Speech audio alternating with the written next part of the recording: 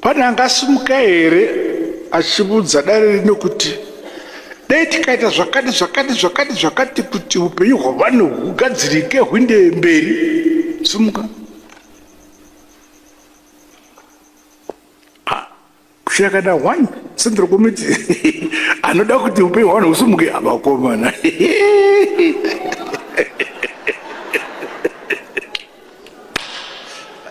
Ini ndoda hangu kuti upenyu hwavanhu husumuke.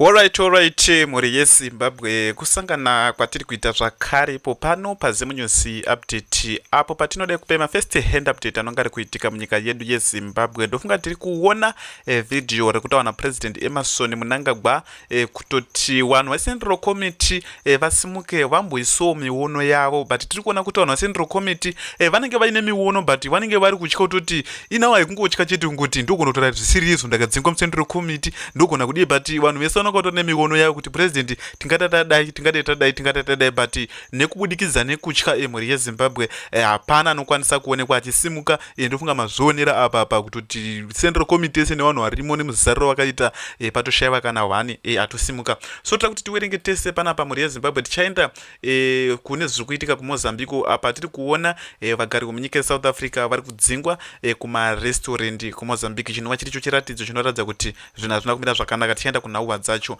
So tiri kuona panapa inhauwa yaPresident Emmerson Mnangagwa iko vatiti President Emmerson Mnangagwa posed an important question to the ZANU-PF Central Committee. Is there anyone here who can stand up and advise us on what we should do to improve the lives of the people? Pakashayikwa asimuka ndofunga mazvionera muri yeZimbabwe live pashayikwa munhu asimuka. So tiri kuona panapa kanyorwa kunzi the room went silence. Comrade Tendai Chirau and others offered their views on the matter. Let's synchronize the president's question a bit more. 1. This question could have been directed at internal critics, more so those who are ambitious and opposing Constitutional Amendment Bill number 3. In the case, the president was saying, since you think you can be great leaders, here is an opportunity to show the people that you have a plan for this country. You have a plan for this country for someone aiming to be a leader in the future of the president. He has given them an opportunity to kickstart their campaign. Tiri kuona mhuri yeZimbabwe ndo zvichitaonzi iwewe unenge uine muono wako uchitaura kuti zichitipo muono wako chimwe unozvinoziva, but tiri kuona kuti pashayiwa munhu adini, pashayiwa munhu asimuka mhuri yeZimbabwe. So nerimwe rediwi vanenge vari kutyawo kuti wakada kutaura chaizvo mubato reZANU-PF unoka munozviziva kuti wakada kutaura kuti jiko namo chemo nemo chemo unobva watoita an enemy mukati mebato reZANU-PF, but wakadaita zvokunyepa uchisedzera bato reZANU-PF uchididididi mwa unobva waita good. So ndo zvona zviri kutya pamweni vanhu kutoti ndakada kusimuka ndakada kutaura unobva watoita an enemy yebato reZANU-PF. So tiri kuona panapa 2 iri kuti the question could have been a police question. The president has always made it clear that he is a listening president. In the regard, he was asking which policies should change and which new policies should we introduce.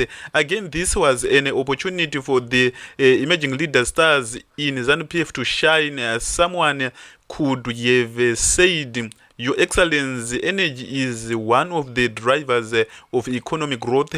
For us to increase the pace of economic growth as the journey toward Vision 2030, the government should take steps to reduce energy cost in the markets. Anyanya kudura muno wenda ona Namibia panenge pakashata magetsi atomboyanyi kutombodhura kuenda naNamibia, because naNamibia I think vanonzi vanotorera munyika yeSouth Africa here vachiita sei hatisi kunyatsoziva kuti zvinenge rekedzeni tideso ndombonotaura nemiono ipi mucomment section yenhauwa iyi tisati taenda kunhauwa iri kuitika kuMozambique. Vanhu vakudzingana marestaurant kuti tiende kunyika kwenyu vachitara mavisitors atori matourist atodzingwa marestaurant vari kunzi vabva kunyika yeSouth Africa. So tiri kuona panapa pakanyorwa kunzi ED is political guru. Technology is the way to go. Deal with the machinery, it will kill corruption. Yes, because mukona ti even kana kunana Europe jeje kupa service station auchawani munhu matogeta auchawani munhu chimwe saka pasina corruption. So tikona pana pakanywa kunzi tikona pana pakanywa kunzi he exposed the useless central committee of the party. They are to save themselves. Tikona pana pando zvitoripo because havana kana ari kutotyisa vanhu uyo. He doesn't mean his ways. Ari kutotyisa vanhu pakaipa muri yeZimbabwe. Ambition is never a yet a thing in politics. Even the one you support is ambition. Without ambition, individuals, the political system faces. Tikona pana muri yeZimbabwe keze itende. Tikona pana pakanyohwana themba kunyora kuti if there were no answers to this simple is question, the people who were in intense are a bunch of useless individuals misqueering as a political. I am disappointed. Tirikuona panapa we are disappointed because nenhau iri kuitikawo iyi zvina tinopera zvakanaka. So tirikuona panapa kanyorwa kunzi kudzai this can be done by a person and it's a simple clean water for everyone, not campaigners.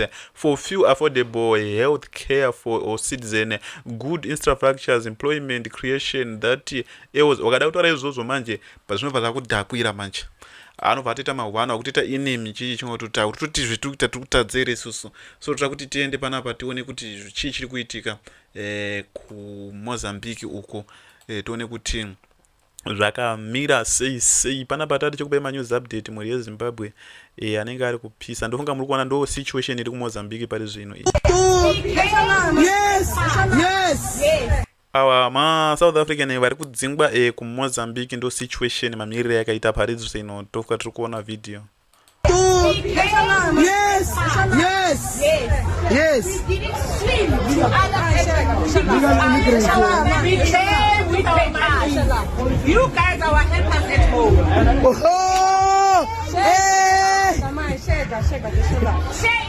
Why are you coming in Mozambique? Why were you there? Where? I'm here in the county. And you? We're here to visit. To visit? I said you. Well, don't ask your business to stop. Why are you telling me nothing? Ana kira message about those daki. Ana kira message about those daki.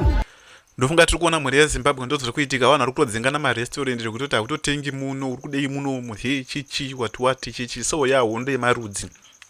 So tiri kuona pana pakanyorwa kunzi yesterday in one of my posts I spoke about the need for President Cyril Ramaphosa to convene a meeting of SADC leaders munyika dzekusouthern Africa kuno, and eventually African leaders to discussion the issue of immigration, which as we have seen is taking a very ugly turn.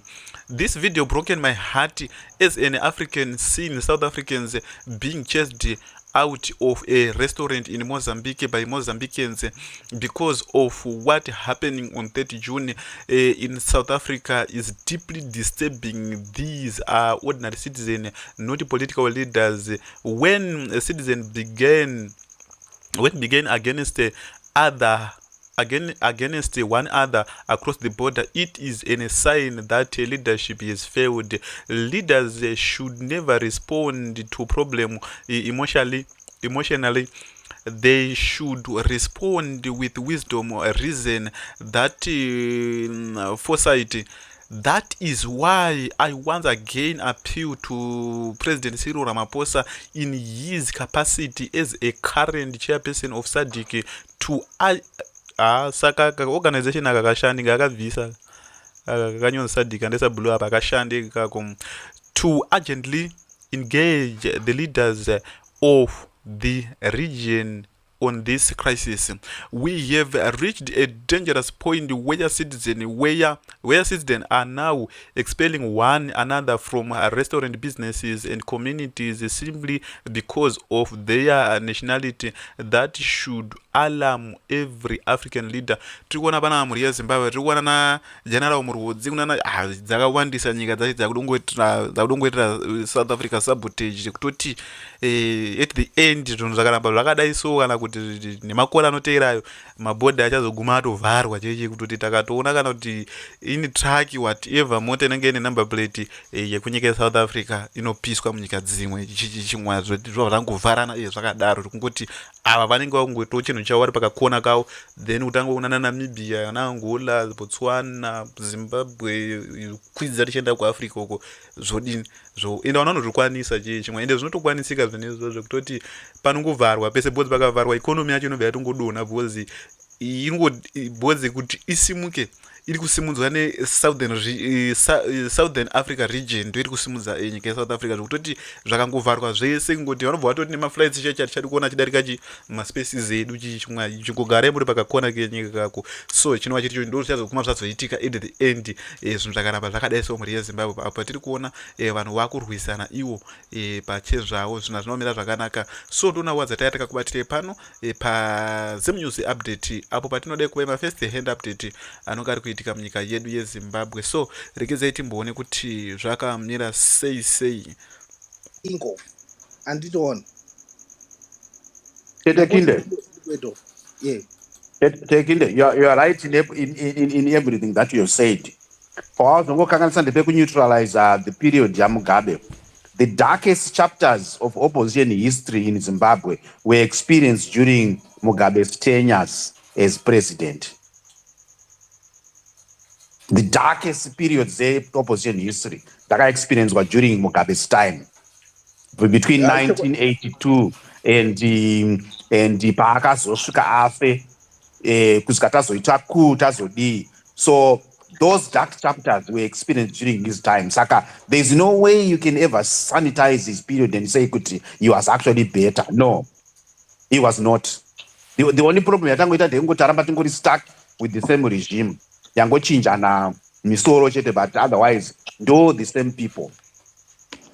And you're very right, this guy anofana kunoverenga, but I can assure you akaverenga hadzoka achitaura zvaanenge aona ikoko anouya achingotaura kuti the same thing zvaanga achitaura panapa, because he's not stupid, anozviziva, but he's just glossing over that history.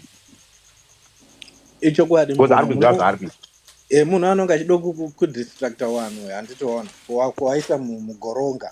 Ndimi munoziva goronga mukoma?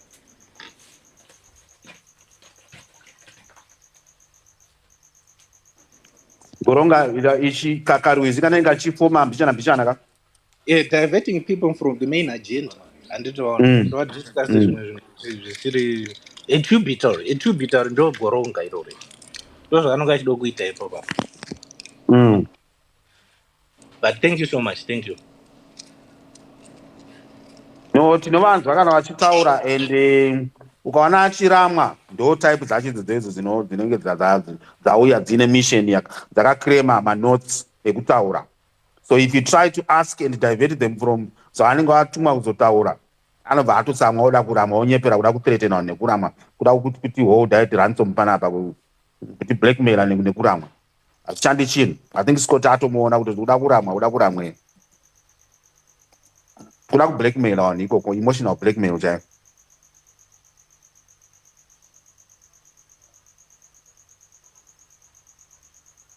Kuti handichatauri as if people will benefit from you saying something. Sorry Scott, ndakupopota, but sometimes zvimwe zvinhu zvakapopotera hazviperi.